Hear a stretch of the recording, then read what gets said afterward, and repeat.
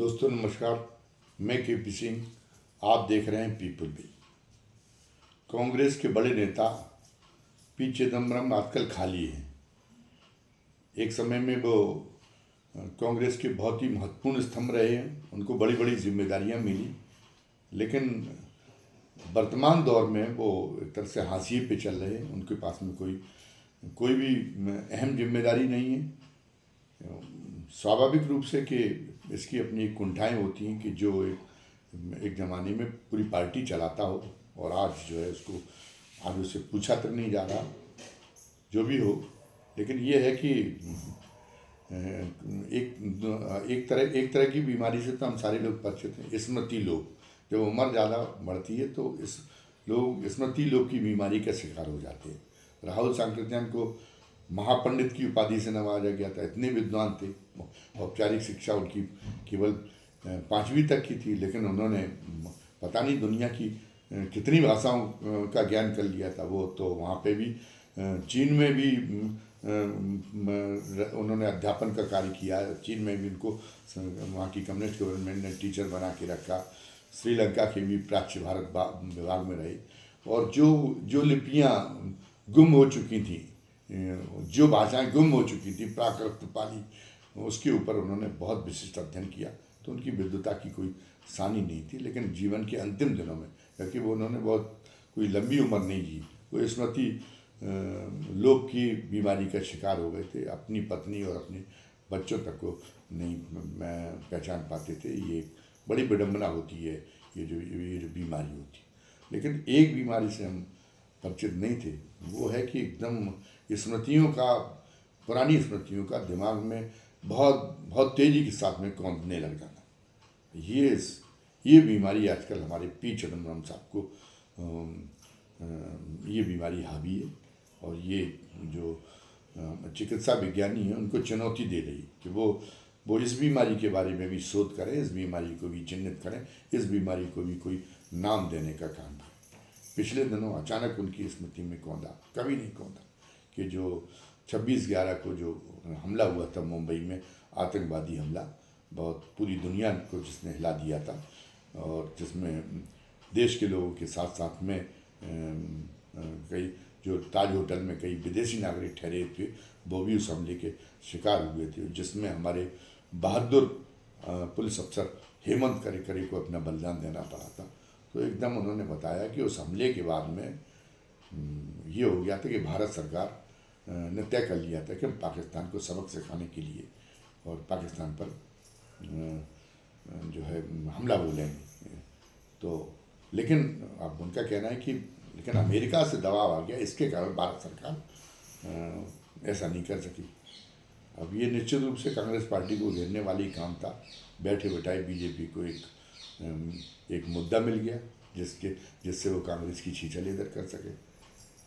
America का था, हम तो जहाँ तक समझते कि कई बार ऐसा हुआ, और कई सरकार बीजेपी की सरकार को भी अमेरिका के दबाव में कई बार कार्रवाई करने से रुक जाना पड़ा। ये एक हकीकत है, अमेरिका ही मार सकती है और धीरे धीरे कोई देश विकास करता है। आप चीन में जनक्रांति तो भारत की आज़ादी के बाद में हुई, 1948 में हुई, लेकिन उसने ऐसी नीतियाँ अपनाई। हम कोसते हैं, मतलब जो राष्ट्रवाद के स्वयंभू ठेकेदार हैं, वो इस आधार पे कोसते कि जैसे जो कम्युनिज्म की विचारधारा है वो राष्ट्रवाद के बहुत विरोधी हो और वो जो है राष्ट्रद्रोह के लिए प्रेरित करने वाली हो। लेकिन तुलनात्मक रूप से क्योंकि तो चीन तो एक कम्युनिस्ट देश है, उसका राष्ट्रवाद आपके खोखले राष्ट्रवाद से बहुत ज़्यादा मजबूत है। उसने इरादा बनाया कि हम दुनिया में हम किसी को अपने ऊपर हावी नहीं होने देंगे, बल्कि दुनिया को हम अपनी उंगलियों पर नचाएंगे। तो वो कम्युनिस्ट नीतियाँ थी जिनकी वजह से चीन आज इतनी बड़ी महाशक्ति बन गया कि वो अमेरिका उसको अपने तरीके से अपने डंडे से नहीं हाँक पाता, चीन उसको हाँक लेता। भारत को आज़ादी के काफ़ी लंबे समय से हुआ, सभी सरकार ने प्रयास किया। मोदी सरकार ने कुछ ज़्यादा बेहतर तरीके से भारत को मजबूती देने का प्रयास किया, लेकिन अब फिर भी अभी हम इतने समर्थ नहीं हो पाए हैं कि जबकि मोदी सरकार में ताकत बहुत बढ़ गई है, मैं स्वीकार करता हूँ, इसमें मुझे कोई आपत्ति नहीं। लेकिन ये कोई कहे कि आज आज आप अमेरिका को आंखें दिखा दें या आज अमेरिका आपसे आप अपनी बात नहीं मनवा सके, तो ये तो झूठ है। कपास के मामले में शुल्क के हटाने के अमेरिकी उसको निर्यात को फ़ायदा पहुंचाने के लिए किस तरह से आपने कपास के मामले में ड्यूटी हटाई और तमाम तरह के फैसले आप ले चुके हैं। आए दिन जो फैसले लेते हैं उससे पता चलता है। तो ये है कि और जहाँ तक पहले की बात है, पहले की बात तो कुछ ज़्यादा ही हावी था। आज उतना ज़्यादा हावी नहीं रह गया, लेकिन पहले के समय में भी हावी था। और अकेले मनमोहन सिंह की या कांग्रेस के समय में नहीं, अटल जी के समय भी हावी था। अटल जी के समय जब संसद के अंदर आतंकवादियों से हमला कराया गया था, तो वो कौन कम बड़ी चुनौती थी? कौन मतलब उससे भारत की जो राष्ट्रीय संप्रभुता है उसके ऊपर कौन कम बड़ा आघात था? अगर कोई उस समय के जैसे पी चिदम्बरम जैसा कोई घरवेदिया अगर बीजेपी का सामने आ सके, तो वो बता सकता है कि उस समय अटल जी ने भी प्रयास किया होगा कि चीन के पाकिस्तान को जो है इसका मुंह तोड़ जवाब दिया जाए और पाकिस्तान की सीमाओं के भीतर उसके जवाब दिया जाए। लेकिन ये संभव नहीं हो पाया। तो वो जो हम बता रहे हैं कि क्यों नहीं हुआ, ये वो तो अगर पी चिदम्बरम की तरह भाजपा में कोई घर वेदिया, भाजपा के जब पुराने दिन आ जाएंगे तो जो कोई घर का वेदिया है वो इस बात को भी सामने रखेगा। लेकिन ये हमारी इन बातों की बहुत ज़्यादा सार्वजनिक रूप से चर्चा नहीं करनी चाहिए, क्योंकि ये जो है बात तो किसी पार्टी की नहीं है, किसी नेता की नहीं कि वो प्रधानमंत्री था उसके उस समय ऐसा हो गया। ये जो हमें अपनी जो कमजोरियां हैं वो राष्ट्र की कमजोरियां हैं ये, और राष्ट्र की कमजोरियों को हम क्यों सबके सामने स्वीकार करें, क्यों सबके सामने अपनी कमजोरियों को उजागर करें? कल हम ज़्यादा कमज़ोर थे उस तो हम ऐसे ही हो गई, आज भी हम कमज़ोर हैं। तो मोदी जी की भी हमको मोदी जी के कार्यकाल में भी हमको उजागर नहीं करना चाहिए था। अब हम तो इसमें भी हम वर्तमान विपक्ष की भी गलती मानते कि अमेरिका का राष्ट्रपति कह रहा होगा कि हमारे जो है उसके दबाव की वजह से भारत को युद्ध रोकना पड़ा, कार्रवाई रोकनी पड़ी हमारे हस्तक्षेप के कारण, ये वो कह रहा होगा ट्रंप। लेकिन आपको उसको अनुमोदन करने की क्या ज़रूरत है? कह रहा होगा, आप तो रोकना भी पड़ा हो तब भी आपको तो सरकार के इस मामले में सरकार की सुर में सुर ही मिलाना चाहिए था कि नहीं अमेरिका की क्या हैसियत है, आपको ये कहते रहना चाहिए था। और जहाँ तक हम समझते कि जिस ढंग से देश आगे बढ़ रहा है, एक दिन वो भी आएगा कि वास्तव में अमेरिका की कोई हैसियत नहीं रह जाएगी और अमेरिका दुनिया में कोई कदम आगे बढ़ाने के पहले भारत की मर्जी के बारे में सोचेगा, उसे विचार करना पड़ेगा कि इसमें भारत की सहमति मिलेगी या नहीं मिलेगी, ये उसको एकदम तय करना पड़ेगा भारत जिस ढंग से तरक्की करा। खैर ये तो एक अलग बात हो गई। तो मैं ये कह रहा था कि उनको अब उनकी पुरानी स्मृतियाँ उनके दिमाग में कौंध रही। अब पिछले दिनों वो हिमाचल प्रदेश में पहुँचे, जो प्रसंग था जो खुशवंत सिंह की यादों में आयोजित एक समारोह का, उसमें उन्होंने एक रोहन सिंह जो हमारे ख्याल में जहाँ तक मैं समझता हूँ या तो तवलीन सिंह के बेटे हैं या खुद ही खुशवंत सिंह के बेटे हैं, जो भी हों, तो उन्होंने उनकी किताब का विमोचन हुआ। तो उस पर जो चर्चा हो रही थी, उस पर चर्चा के दौरान फिर उन्होंने एक पुरानी स्मृति को बिना सोचे समझे कि इसका वर्तमान में क्या प्रभाव पड़ सकता है, ये अकेले कांग्रेस पार्टी के लिए नहीं पूरे देश के लिए क्या इसका हानिकारक प्रभाव पड़ सकता है, उन्होंने फिर कह दिया कि ऑपरेशन ब्लू स्टार कांग्रेस की इंदिरा गांधी की एक बड़ी गलती थी। हालांकि उन्होंने साथ में ये भी जोड़ा कि अकेली इंदिरा गांधी की गलती नहीं थी, उसमें गलती उस समय के सेना के अफसरों की भी थी, सिविल अफसरों की भी थी उसमें, और पुलिस की भी, सबकी गलती थी। ऑपरेशन ब्लू स्टार को नहीं किया जाना चाहिए था। ऑपरेशन ब्लू स्टार की वजह से इंदिरा गांधी की हत्या हुई। अब उस समय की परिस्थितियों फिर लोगों के दिमाग में ताज़ा हो जाए, फिर वो इकट्ठता भले। तो ऐसे जो अप्रिय प्रसंग, अतीत के जो अप्रिय प्रसंग हैं, वो हर बुद्धिमान आदमी और हर जो है भला चाहने वाला आदमी, जो एक हर जिसके मन में सदाशयता है, वो आदमी उन स्मृतियों को छेड़ता नहीं, उन स्मृतियों को के जख्म फिर कुरेदने का काम नहीं करता, क्योंकि इन जख्मों से फिर पता चला सिखों को फिर जो है वो वो जो उनके लिए बहुत ही दुखपूर्ण स्मृतियाँ हैं वो ताज़ा हो सकती हैं। राष्ट्रीय एकता पर इसका एक बड़ा प्रभाव पड़ सकता है। लेकिन अब है जब ये बीमारी, हमने बताया कि ये एक बीमारी के तहत हो रहा है, तो इसलिए और ये चिकित्सा वैज्ञानिक से हमने प्रार्थना करी ली कि वो इस बीमारी के बारे में भी शोध करें। बहरहाल उन्होंने ये कहा कि इंदिरा गांधी की गलती थी।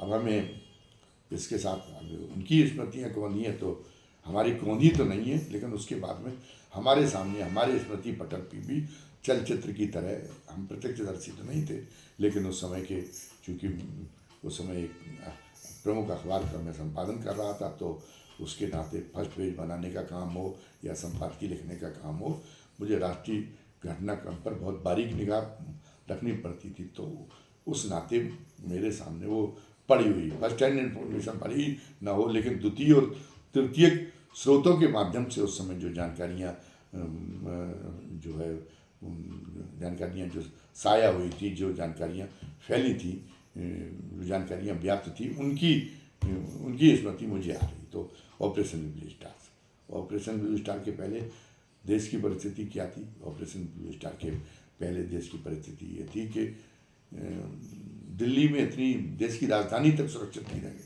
4 बजे के बाद सन्नाटा छा गया था। बोरियों के पीछे संगीन थामे मोर्चा लिए हुए सैनिक लगे रहते थे, और इसके बावजूद भी वो जिसको टारगेट कर लेते थे आतंकवादी, उसको मार जाते थे। अकेले गैर सिख नहीं, वो जो SGPC के एक तत्कालीन SGPC ने दिल्ली गुरुद्वारा प्रबंध कमेटी के जो अध्यक्ष थे उनको भी मार दिया। तमाम सारे सिख नेताओं को भी उन्होंने ढेर कर दिया। भारत सरकार पूरी तरह उनके आतंकवाद के सामने असहाय हो गई थी, और वो अपनी घटना करके और फिर जाके वहाँ सुरक्षित पनाहगाह में छिप जाते थे, स्वर्ण मंदिर में। और स्वर्ण मंदिर तो ऐसा हो गया था तो जैसे किसी देश का दूतावास हो, जहाँ पे हमारी ही सेना, हमारी ही पुलिस कार्रवाई के लिए न पहुँच सकती हो। और उनसे भी SGPC कमेटी के तत्कालीन पदाधिकारियों से भी मदद की गुहार की जाती थी, तो वो खुद उनके एक तरह से बंधक जैसी हालत में हो गए। ऊपर से भले ही वो इज्जत बचाने के लिए कहते हो कि नहीं, सिखों की प्रतिष्ठा का सवाल है और हम इसमें जो है नहीं होने देंगे, इसमें हम कोई मदद नहीं होने देंगे। लेकिन सही बात यह है कि वो खुद ही भिंडरावाले की गैंग से आतंकित रहते थे। भिंडरावाले का इतना मजबूत होल्ड हो चुका था।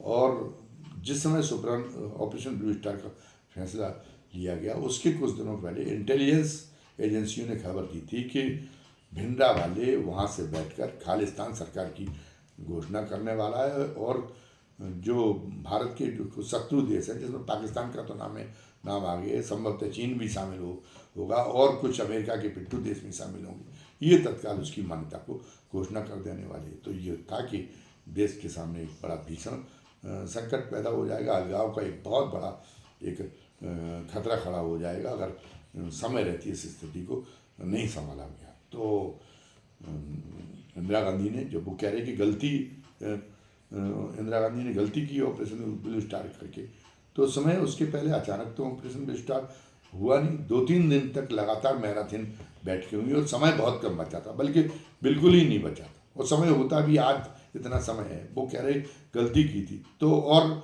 स्वर्ण मंदिर को भिंडरावाले के कब्जे से छुड़ाने का और क्या उपाय था? आज ही सुझा दें।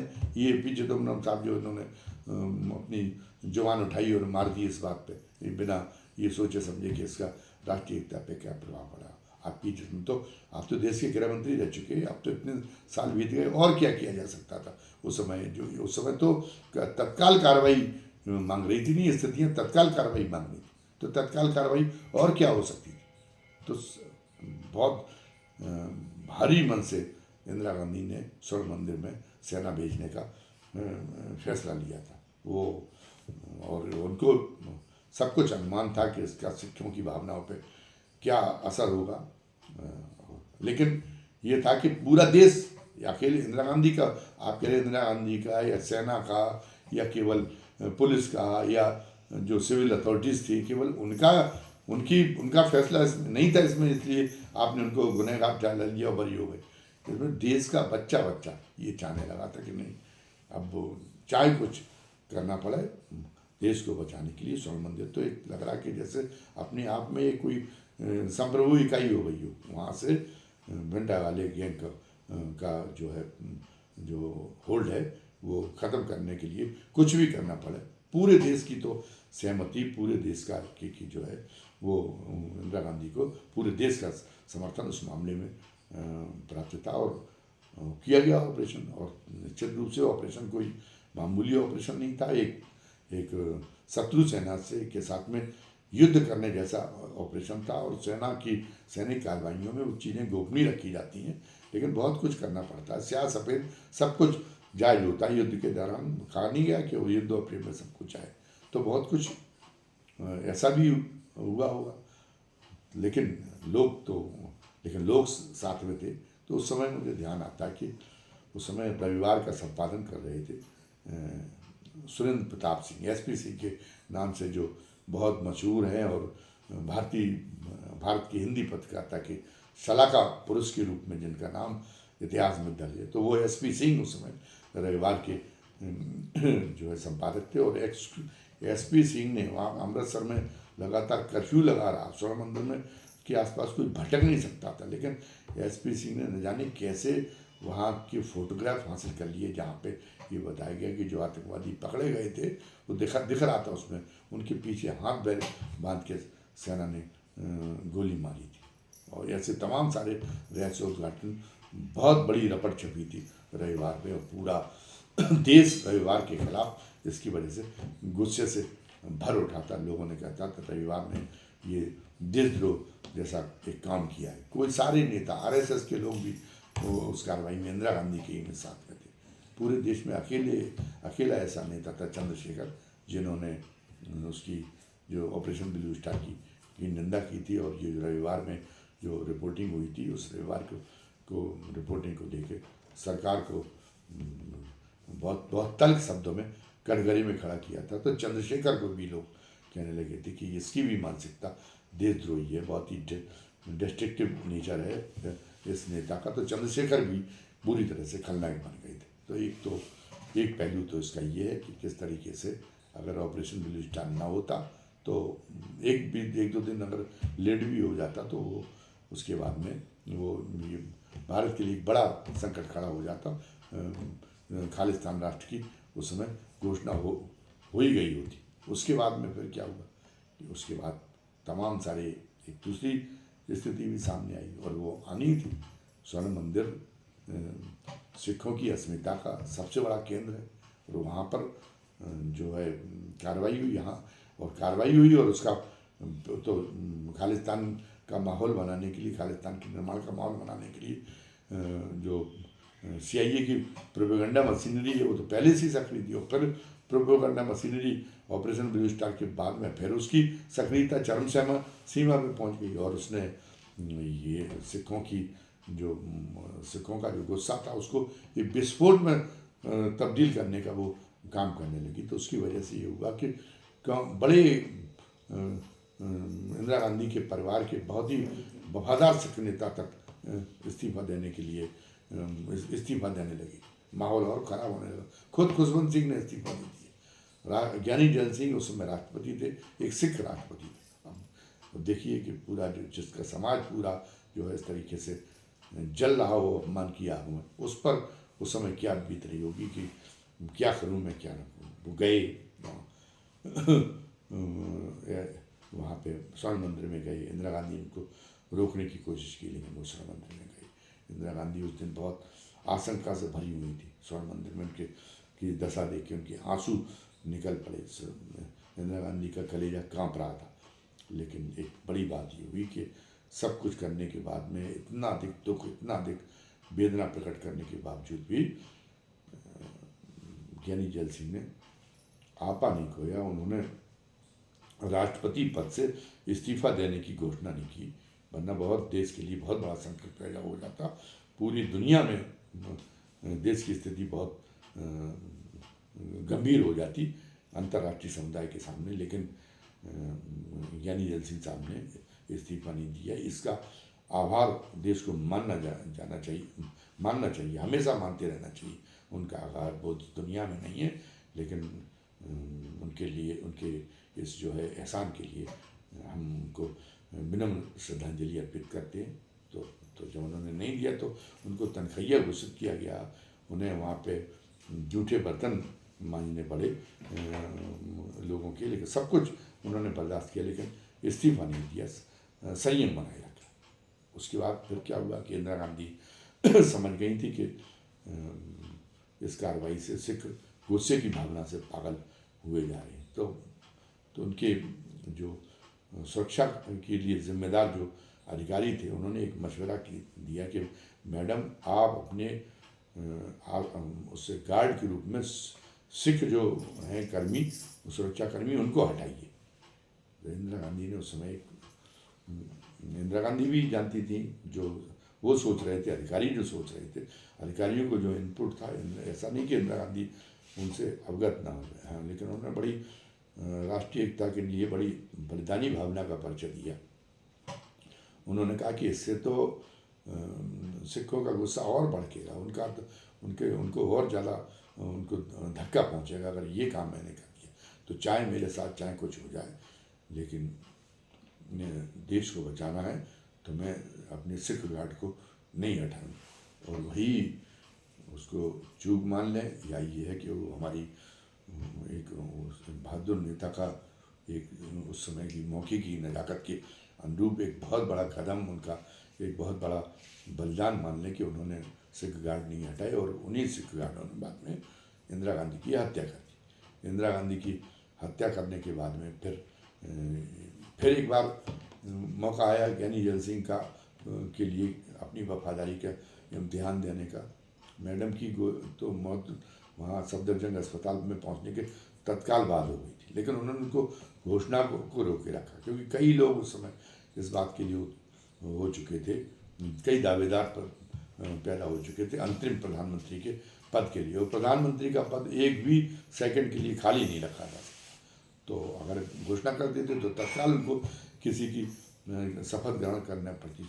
वो समय राजीव गांधी बाहर थे, राजीव गांधी को आने में 9 घंटे लगे, तब तक वो ज्ञानी जैल सिंह उस घोषणा को रोके रहे, और जब राजीव गांधी आए तब वो घोषणा कराई गई, और तत्काल ज्ञानी जैल सिंह ने उनको राजीव गांधी को समर्थन दिलाई। तो कहने का मतलब ये कि ऐसा होना चाहिए व्यक्ति के प्रति, अपने नेता के प्रति वफादारी और अपने देश के प्रति वफादारी का ये जो है ये एक बहुत बड़ा उदाहरण है। ये इस दृष्टांत के अनुरूप एक होना चाहिए ज्ञानी जैल सिंह का, जिनके मन में इतना बड़ा बोझ था स्वर्ण मंदिर में कार्रवाई, वो खुद एक आम सिख की तरह उनके मन में भी बहुत बड़ा बोझ था, लेकिन उन्होंने राष्ट्र के लिए, अपनी पार्टी के लिए, अपने नेता के लिए उस बोझ को उनको झेलते हुए उन्होंने ये कदम उठाया कि राजीव गांधी की शपथ कराई। उन्हीं को श्रेय है जो राजीव गांधी प्रधानमंत्री बन सके। लेकिन उसके बाद में राजीव गांधी जो कान भरने वालों के, जब वो प्रधानमंत्री फुल फ्लैज प्रधानमंत्री हो गए, तो कान भरने वालों की बातों में आ गए, और उनके रोज़ उनके जो 2 गुर्गे थे, कल्पनाथ राय और के तिवारी, जो बिहार के दोनों उनके मंत्रिमंडल में थे, दोनों आए दिन खालिस्तान का अड्डा बताने लगे राष्ट्रपति भवन को, और मतलब ज्ञानी जैल सिंह के ऊपर कीचड़ उछालना का ही उन्होंने धंधा बना लिया। तब थोड़ा सा ज्ञानी जैल सिंह को बहुत बुरा लगा, और फिर उन्होंने राष्ट्रपति पद की उनको ताकत दिखाई।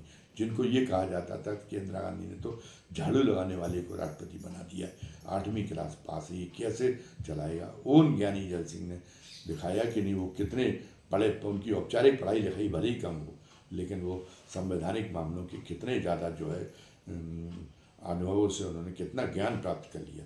न भूतों न भविष्यतों वाली इतने प्रचंड वाली बहुमत वाली राजीव गांधी की सरकार को उन्होंने घुटनों पर ला दिया।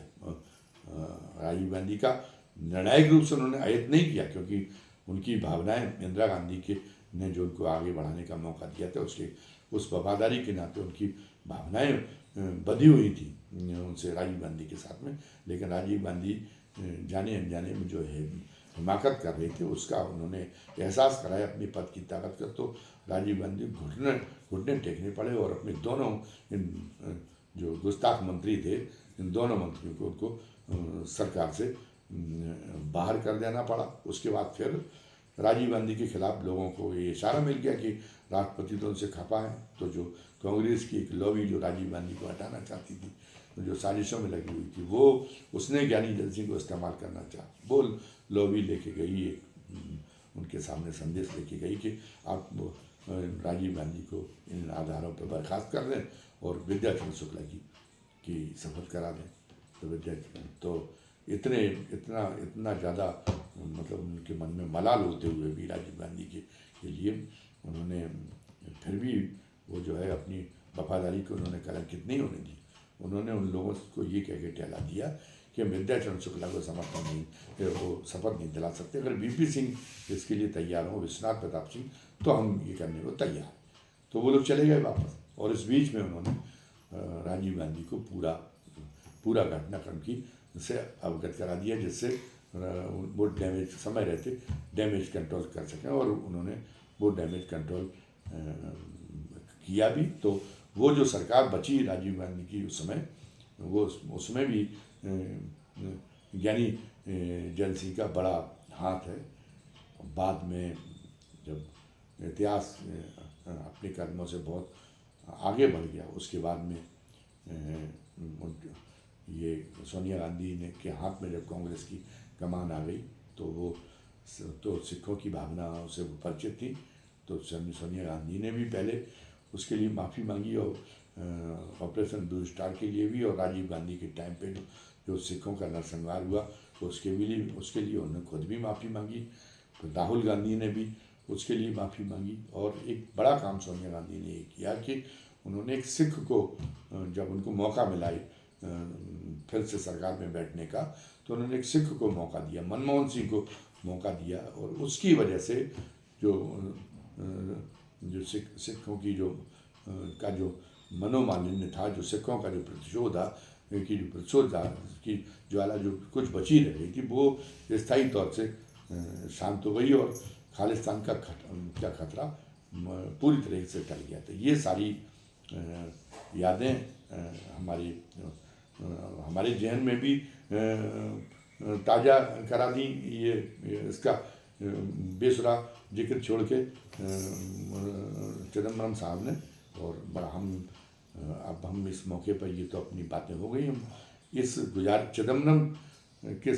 चिदम्बरम साहब के प्रति एक गुजारिश करने के साथ आप अपना वीडियो ख़त्म करेंगे कि वो कृपया मतलब इतना उपकार करें देश के साथ में कि वो भविष्य में ऐसी स्मृतियों को कुरेदने से बाज आए। ऐसी स्मृतियों उनका देश के ऊपर बहुत बड़ा उपकार होगा, देश के ऊपर उनकी बहुत बड़ी कृपा होगी। धन्यवाद। जय हिंद, जय भारत।